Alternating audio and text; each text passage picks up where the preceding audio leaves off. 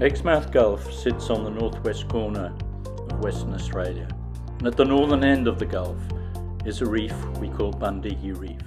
It is about 7 kilometres long and protects an inner lagoon.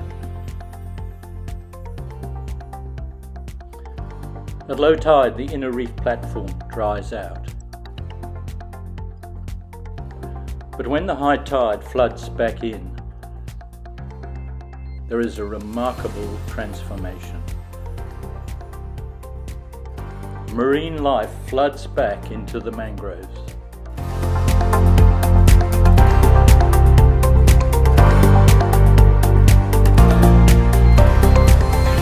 These are lemon sharks circling in the lagoon.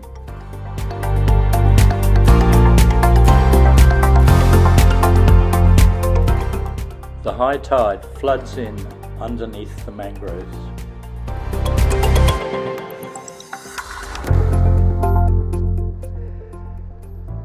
Large rays are on the hunt for food.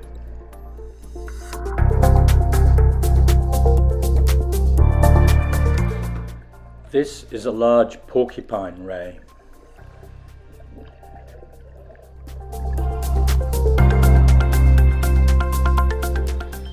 And hiding underneath the mangroves is one of Ningaloo's most remarkable creatures. This is the shovel-nosed ray. It's a species that is critically endangered.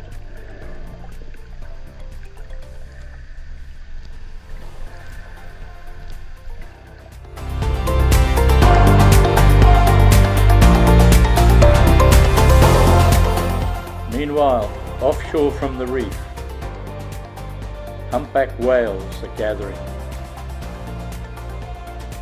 They're competing for a female in what is known as a bull run. This is a remarkable environment, but it's increasingly under threat.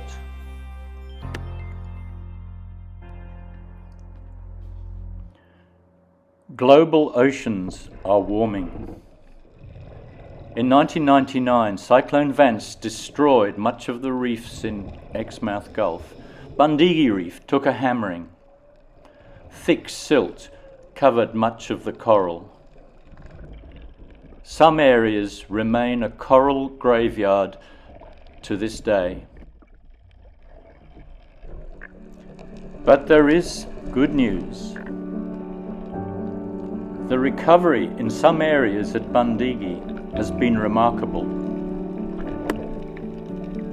In the deeper waters, there has been excellent regrowth.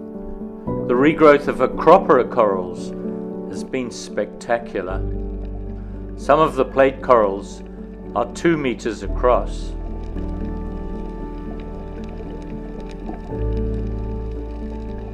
The question is,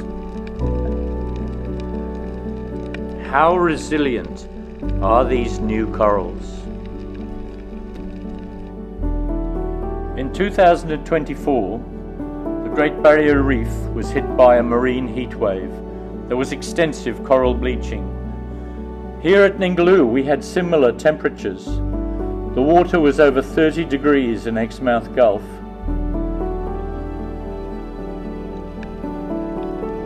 Yet Bundegi Reef survived intact. These are the fast-growing staghorn and plate corals.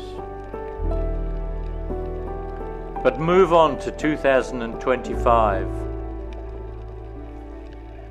It has become known as the 2025 marine heatwave. It's the worst to affect us in Western Australia. It started in late 2024. The hot seawater spread down from the northeast.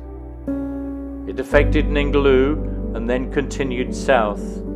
Exmouth Gulf was exposed to water above 31 degrees.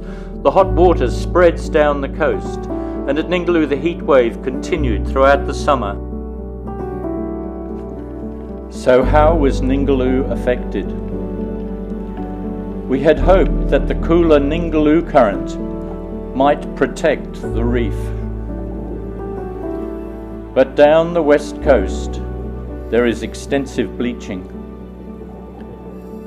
It is good to see that some corals have survived. Another reef. Destruction is almost total.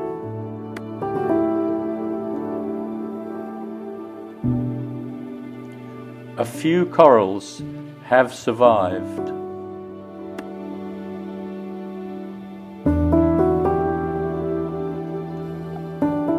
Even the anemones have bleached.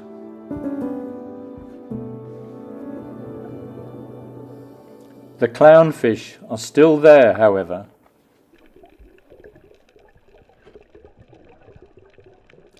So we went to Bundegi, expecting to see almost total destruction. After all, Bundegi has experienced the hottest water of all. Temperatures were over 31 degrees in some areas. What we found is extraordinary. The coral is stressed, but still alive. Even some of the staghorns have survived. There is little doubt these corals are acclimatizing to the hotter conditions. Let's check things 3 months later. This is the southern sanctuary area. The corals are looking in excellent health.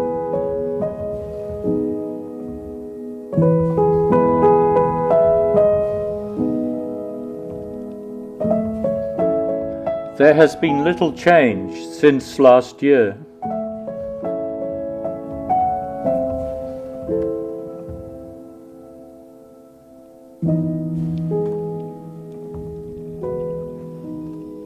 The fish life is extraordinary. It is like diving in an aquarium.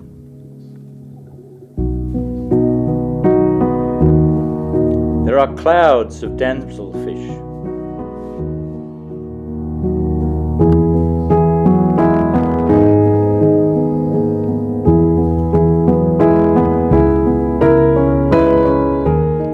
This is what a coral reef should look like.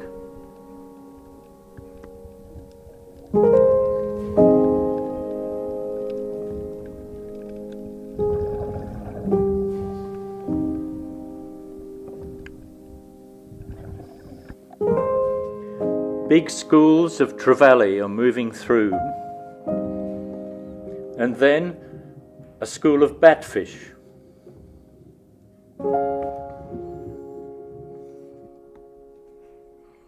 So we head inshore to the shallow reef platform. This is extraordinary.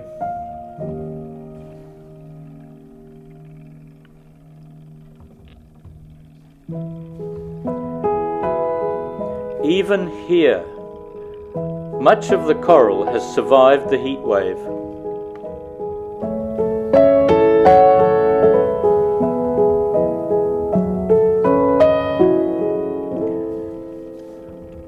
Why is it that so much of this coral has survived?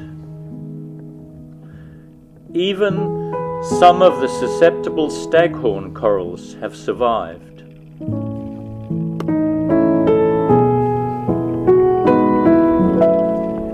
We move further offshore and do another transect.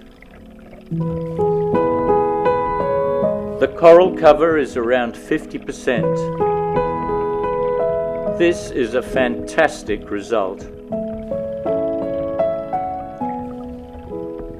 There is certainly hope for the survival of Ningaloo Reef. The coral experts will be arguing over this for years. In my mind, I am convinced that the corals are acclimatizing to hotter temperatures. David Attenborough has said that coral survival is better in sanctuary zones, and here is proof.